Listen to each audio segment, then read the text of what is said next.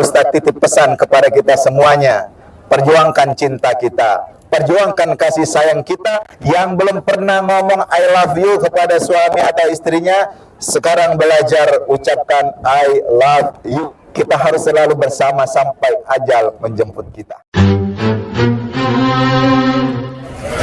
Saat ini kita berada di Padang Arafah. Sallallahu ala Muhammad, sallallahu alaihi wasallam, sallallahu ala Muhammad, sallallahu alaihi wasallam, sallallahu ala Muhammad, sallallahu alaihi wasallam, sallallahu ala Muhammad, sallallahu alaihi wasallam. Ya Nabi salam alaika, ya Rasul salam alaika, ya Habib salam alaika, salawatullah alaika. Oke, Bapak Ibu yang Allah Ta'ala, mohon izin kita akan muhasabah. Di mana kita berada? Di Arafah. Arafah itu artinya kita mengenal, memahami, mengerti. Dan pertanyaan besarnya, sudahkah kita mengenali, memahami, mengerti pasangan hidup kita masing-masing, anak kita, orang tua kita? Di belakang Bapak Ibu, apa namanya? Silakan lihat itu, Jabal Rahmah. Apa arti Jabal Rahmah? Gunung kasih sayang. Bapak Ibu, untuk sampai kepada kasih sayang ternyata harus didaki, harus diperjuangkan, harus diusahakan. Apapun yang terjadi antara pasangan hidup kita, kalau kita tidak perjuangkan, kita tidak akan sampai ke puncak kesuksesan. Betul Bapak Ibu yang sudah punya anak, sudah punya cucu? Subhanallah. Nah, Bapak Ibu yang bukan Allah Subhanahu wa Ta'ala, Ustaz akan ingatkan kita semua tentang bagaimana pentingnya kita menjaga hubungan keluarga, hubungan suami istri, hubungan bapak anak, anak ke bapak. Bapak Ibu, kalau Ustaz tanya siapakah contoh tauladan yang kepengen kita ikuti? Siapa? Rasulullah sallallahu alaihi wasallam. Mari kita camkan ke dalam hati kita bahwa yang akan kita contoh adalah baginda Rasulullah sallallahu alaihi wasallam. Apa pesan Rasul, Bapak Ibu? Khairukum li ahlihi wa ana khairukum li ahli. Sesungguhnya sebaik-baik kalian itu, kata Rasulullah, adalah orang yang paling baik dengan keluarganya, paling sayang kepada pasangan hidupnya, paling sayang kepada orang tuanya, paling sayang kepada anak keturunannya. Dan demi Allah, kata Rasul, akulah sebaik-baik orang yang sayang kepada istri, kepada anak-anak. Kita diingatkan oleh Rasulullah SAW, Bapak Ibu, sejauh mana cinta kasih sayang kita kepada anak dan istri kita. Dan cinta itu bukan hanya dunia, cintanya sampai ke akhirat. Karena itu yang harus kita hadirkan, bagaimana kita menghadirkan cinta, bukan sekedar urusan dunia. Karena ketika urusannya urusan dunia, pasti urusan dunia selesai, maka akan bubar. Mawaddahnya akan hilang, rahmahnya akan hilang. Tetapi kalau nawaitunya kita bahagia dunia dan akhirat, kendala apapun Bapak Ibu yang menimpa kita, anak mungkin hilang, dicabut oleh Allah Subhanahu wa Ta'ala, istri mungkin duluan dipanggil Allah, atau suami yang duluan dipanggil Allah Subhanahu wa taala, anak-anak kita, keluarga kita. Tapi kalau cinta kita hanya karena Allah, apapun yang terjadi, apapun yang diuji oleh Allah Subhanahu wa taala, tidak sama sekali melunturkan cinta dan kasih sayang kita kepada keluarga kita. Karena itu Bapak Ibu, pesan Rasulullah SAW ini harus kita hadirkan. Sejauh mana kita sudah mencintai, menyayangi keluarga kita sendiri. Ustadz titip pesan kepada kita semuanya, perjuangkan cinta kita, perjuangkan kasih sayang kita, perjuangkan keluarga kita, sebagaimana kita berjuang naik ke Jabal Rahmah. Di Padang Arafah, tempat yang suci mulia ini, Allah akan melihat sejauh mana kita mengenal diri kita dan mengenal pasangan hidup kita. Anak-anakku, adik-adikku yang belum berkeluarga, proses berkeluarga itu adalah proses saling mengenal, dan mengenalnya sampai akhir hayat, tidak pernah putus. Apalagi sudah tua, pasti banyak hal yang sering terjadi. Kalau tidak saling kenal, maka yang terjadi adalah cekcok. Tidak jarang kita mendengar sudah hampir 30 tahun pisah. Kenapa? Karena belum saling mengenal. Karena itu, mari momen kita berada di Padang Arafah ini, kita mengenal diri kita sendiri, mengenal pasangan hidup kita, mengenal orang tua kita, mengenal anak-anak kita dan keluarga kita. Bapak Ibu, silakan ngumpul sama anak dan istrinya, lalu bisikkan dengan hati yang paling dalam, dan suara yang paling ikhlas, paling sayang, bisikkan ke telinga masing-masing, saya menyayangi suamiku, istriku dengan cinta karena Allah Subhanahu wa taala. Yang belum pernah ngomong I love you kepada suami atau istrinya, sekarang belajar ucapkan I love you. Oke, silakan Bapak Ibu ngumpul sama keluarga masing-masing. Ngomonglah, kemudian bisikkanlah, Ibu, Bapak, aku sayang kepadamu karena Allah. Kita harus selalu bersama sampai ajal menjemput kita. Anak kepada orang tua katakan, Bapak Ibuku, kamu panutanku. Bapak Ibuku sudah berjuang menyekolahkan, mengajari, menafkahi. Bisikkan itu anak-anakku, karena bapak kita, ibu kita, mereka itu senang, bahagia ketika itu keluar dari mulut kita dan hati kita yang terdalam. Siap adik-adik? Bisikkan kepada bapak ibunya. Kalau nggak berani kuat-kuat, silakan bisikkan masing-masing. Sallallahu ala Muhammad. Ucapkan Bapak Ibu, adik-adikku, kata-kata yang paling ikhlas, yang keluar dari hati yang terdalam. Satu kali seumur hidup Bapak Ibu mengucapkannya di Padang Arafah. Jangan sia-siakan kesempatan ini. Di Padang Arafah Bapak Ibu mengucapkan cinta kasih kepada suami dan istrinya. Ayo, jangan malu-malu, jangan malu-malu, jangan malu-malu, jangan ragu-ragu. Ucapkan sayang kepada suami, sayang kepada anak-anaknya. Ala Muhammad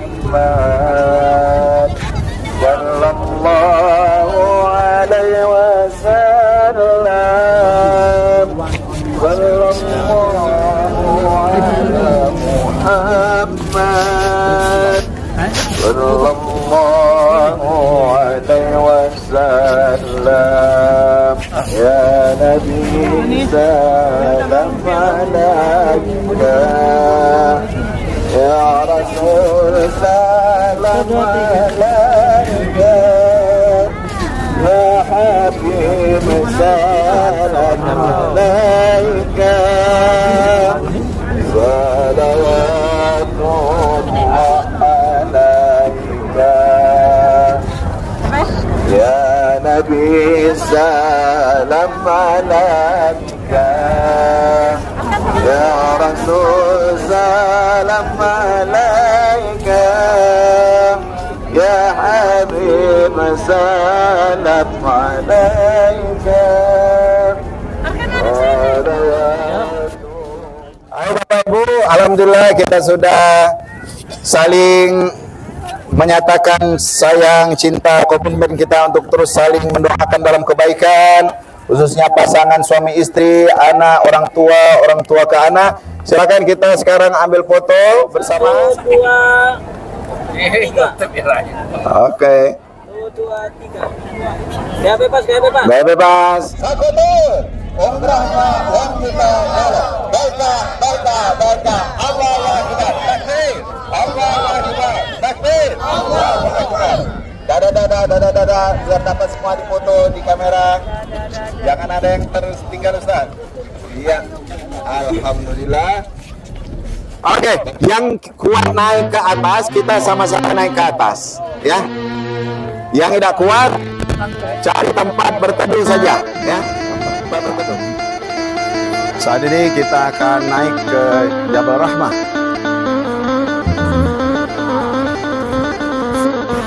Ya, Jabal Rahmah, Bukit Kasih Sayang, bukit berbatu yang lokasinya kurang lebih 25 km sebelah tenggara dari kota Makkah.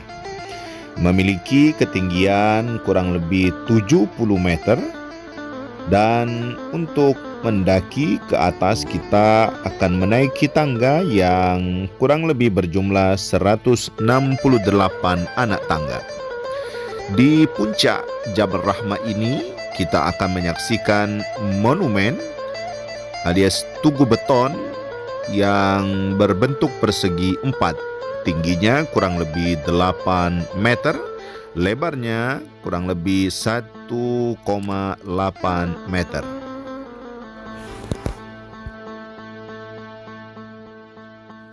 Untuk sampai ke puncak Jabal Rahmah, kita membutuhkan perjalanan kurang lebih 15 menit dengan jalan santai.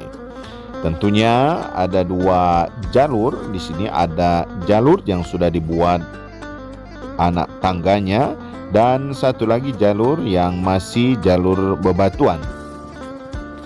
Tentunya Jabal Rahmah dalam khazanah Islam memiliki berbagai keistimewaan dan sejarah yang menarik untuk kita ingat. Yang naik pakai tangga, guys.